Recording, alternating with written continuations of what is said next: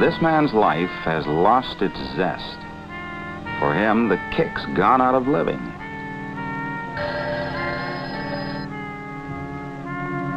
Hugh, telephone. All right.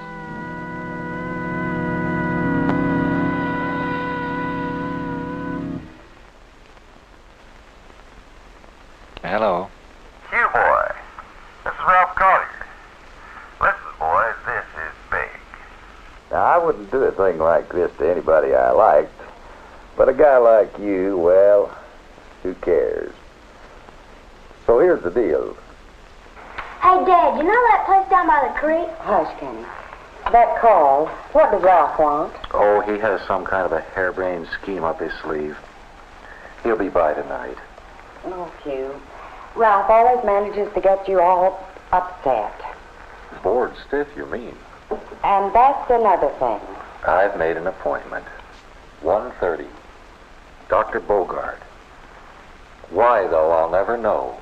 Because it just isn't natural the way you've been dragging around this way. After all, everybody should have something to be interested in. Doesn't bother me any. Well, it does me. I think there's something wrong with your thyroid or something. Like Fred. Well, that's the story on Hugh.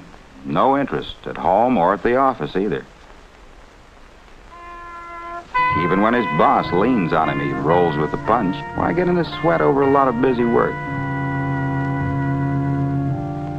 Same way with friends. Don Finney likes to talk hobbies. Hugh couldn't care less. His appointment with Dr. Bogart gives him a good excuse to leave.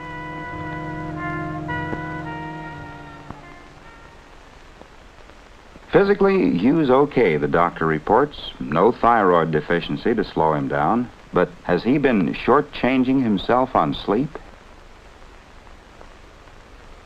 Is he depressed about anything?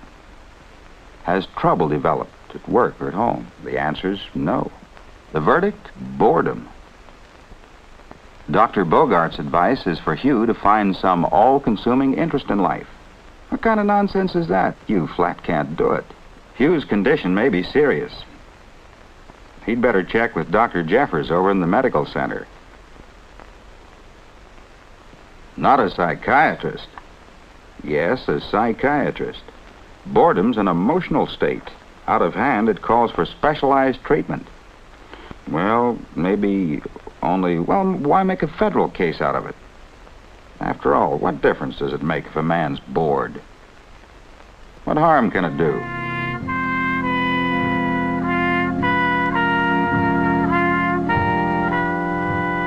Ed Vance, Hugh's boss, could answer those questions.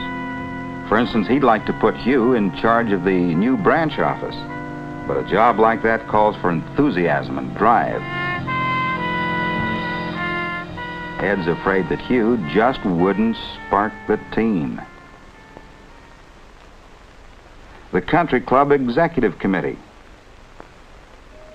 Hugh's nominated, but Don Finney says no. That committee job's not the place for a wet blanket. At home, too, Hugh's boredom exacts a price. In terms of his relations with Loretta, for example. By nature, Loretta's an enthusiastic person. But no enthusiasm can hold up long under Hugh's boredom.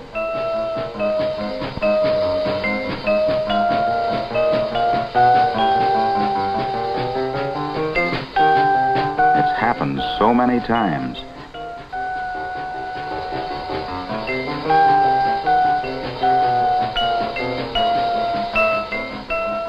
It all creates conflict in Loretta. Sometimes, subconsciously, she strikes out. But mostly, she herself loses interest and enthusiasm. It's as if Hugh's boredom were contagious, as if Loretta had somehow contracted it, like a virus. And for Kenny, the situation's even worse. Hugh has no time for the boy's enthusiasm.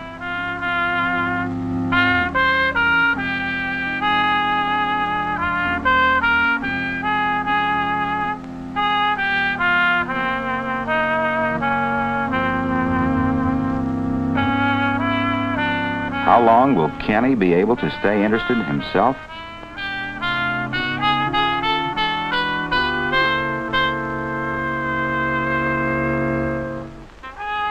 Already the contagion of boredom is affecting his schoolwork.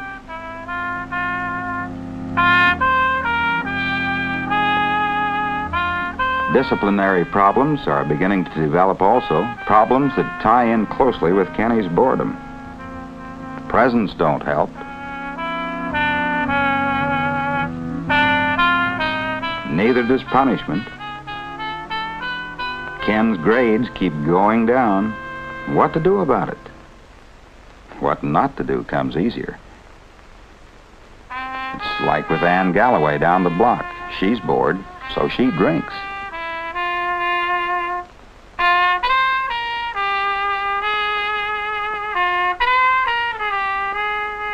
More and more and more she drinks. Sam Haglund across the street has a private remedy for boredom, too. He makes friends with every $10 tramp who comes along.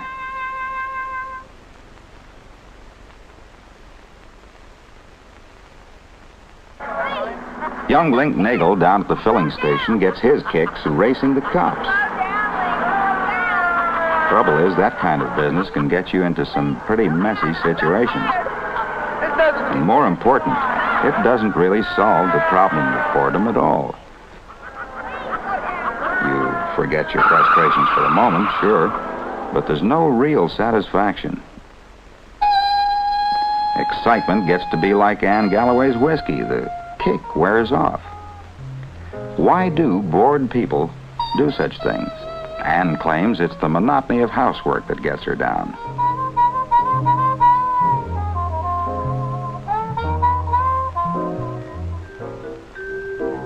She dealt satisfactorily with monotony when she had a job, though, back before she was married. Actually, her real trouble isn't monotony. It's that she grew up feeling that being a woman, a housewife, is an empty, meaningless, thankless task. Her job, on the other hand, was exciting and meaningful. But Ann's husband won't hear of her working now. The result? Inner conflict for Ann. Conflict between the demands of marriage and her personal hunger for a feeling of self-worth. Her boredom, her drinking, they're the symptoms of that conflict. Sam Haglund claims his trouble is his wife's stupidity. It bores him to distraction. But really, though, his big problem is Woodhall's, his competition across the street. So again, the issue's conflict. Reality versus Sam's picture of himself as worthy of success. But it's a conflict that Sam can't bring himself to acknowledge. The end result, boredom. But it's boredom for which he's found a remedy of sorts. A boost for his ego in a pattern of behavior that dates clear back to his teens. Sam couldn't compete then either. But there generally seemed to be some girl around to take the sting out of defeat.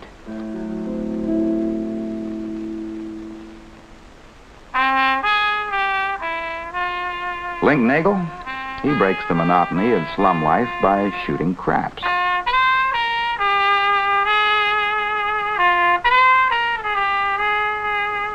Though he doesn't know it, the roots of his boredom lie deep in hatred of authority. And yet self-preservation demands that he hold his rage under control. Hence, conflict, hence, boredom.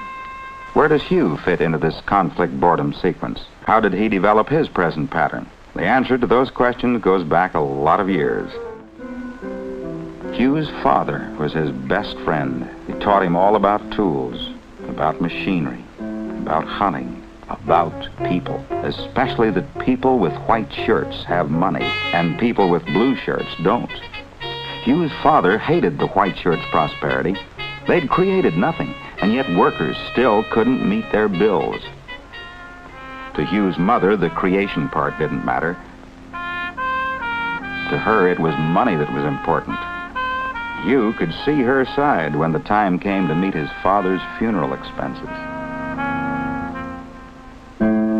loneliness was even worse.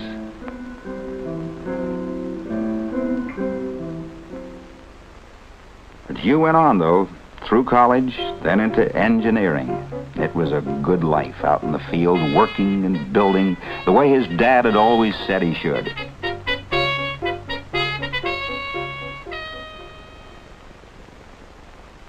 And then he met a girl, the girl. Only it turned out that Loretta didn't like the kind of life a construction tramp leads. When Hugh got the chance for an office job, he grabbed it. But then Loretta began to object to other things. She didn't like Hugh's friends. She didn't like his crudities, his fussing with mechanical gadgets. If Hugh put up a fight, well, there were always those headaches she had. Always seemed to come at bedtime. Not that Hugh struggled very hard. His mother had trained him too well for that. The higher Hugh rises in the firm, the more he rebels, subconsciously, against the white-shirted public relations frame of mind demanded of him. And yet his family and his financial problems tie him closer and closer to his job. It's a conflict situation. Instead of acknowledging how he feels, he hides his anger behind a bland mask of false cordiality, public relations. The people that Loretta forces him to meet socially are dull and boring. He's cut off from the field projects he loves. In the cause of clean hands, Loretta has ruled his workshop out of bounds. His relationships with Loretta have deteriorated badly. Night after night, it's the same. Too torn by internal conflict to fight, he sees himself through the eyes of his mother and Loretta. Instead of looking to his own desires, he takes it for granted his main goal in life should be to meet standards set by his wife.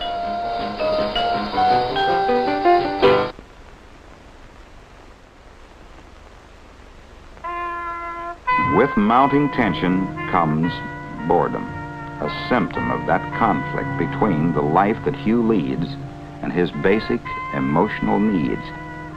In effect, boredom says, I want to do something, but I don't even dare admit it. So instead of bringing it out into the open, I'll let my attention wander. I'll develop what looks like fatigue, supreme disinterest in what I'm supposed to do. In Hugh's case, the situation has been getting worse for years. By now, it's dubious that he can deal with it effectively without outside help. What might he do about it? Well, he could find at least part of the answer right out in his own backyard, watching son Kenny. Ken's eager to build a tool shed, but sometimes he gets tired of it.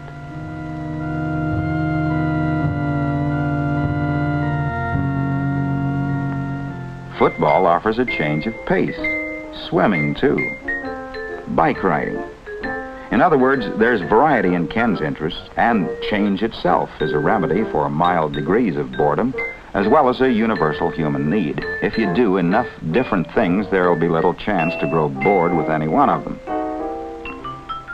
Ed Vance is another one who could teach Hugh ways to deal with boredom, because Ed's so taken up with striving to outdo the competition that he's hardly aware of all the busy work he has to handle.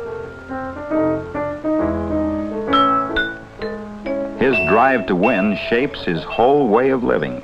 He makes no pretense that it doesn't. Whether he's hiring a rival's key man or just playing poker at home on Saturday night. To fight boredom, then, each of us needs to take a cold, clear look at the rules he lives by. For only thus can we resolve our conflicts. We must face our drives with utter honesty, release our tensions, satisfy our inner needs.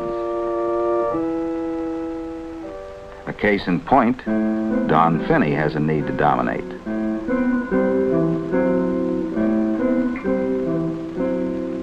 But people who needle you can't always be controlled. Don knows that, too. So he takes out his frustrations on wood.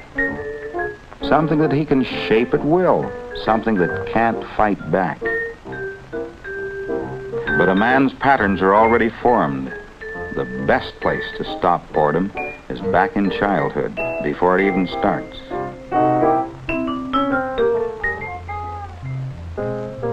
Interest is such a fragile thing. It dies so easily. Hugh senses that sometimes, like today. That nail that Ken bent, it brought back so many things. The day so long ago when Hugh's father showed him how to use a block to pull a nail. We help ourselves by helping others, even more when we help our children. If Hugh realized that fact emotionally, his boredom could die right here in this backyard with Kenny. But the moment passed. Hugh's pattern of conflict and of boredom was too rigid, too strong for him to break.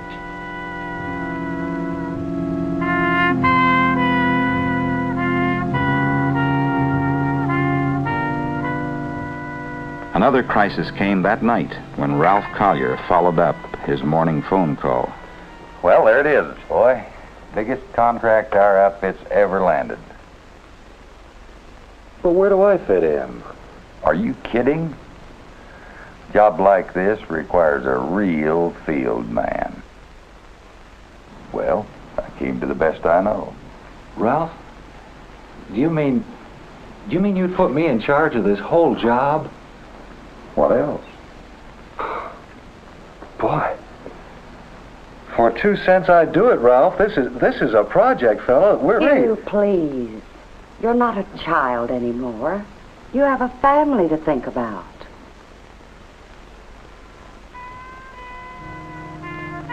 She's right, Ralph. You, boy, you don't know what you're saying. Why, this is the greatest challenge you've ever been offered. No go, Ralph. No go. Are you really serious? Serious, Ralph. Just chalk it up to my window.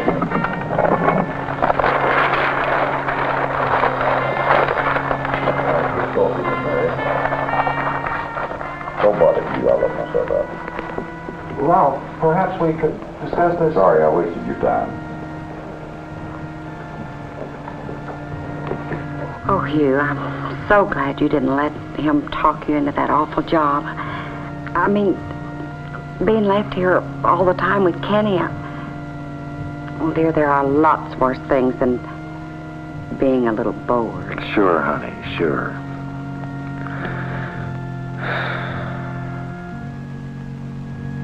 The day is ended, a day to plunge Hugh even deeper into boredom. And yet there still is hope for him, for out of the day's events, a dim awareness is growing in him, a vague realization that perhaps the road he's on isn't quite the one he wants to travel. Though alone, he's no longer capable of decisive action.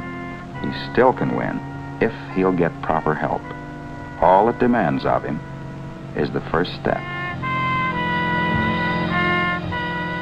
Can he bring himself to seek that help? Does he have the strength and the courage to break down the walls of fear that pen him in? Or is it too late? So late that he'll live out his years in futility and frustration.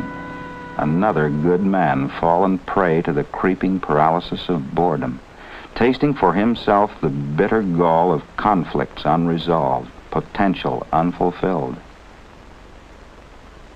It depends on him alone. Unless he finds help soon, not just this day, but life itself is ended for him. Ended in another bleak, needless tragedy of boredom at work.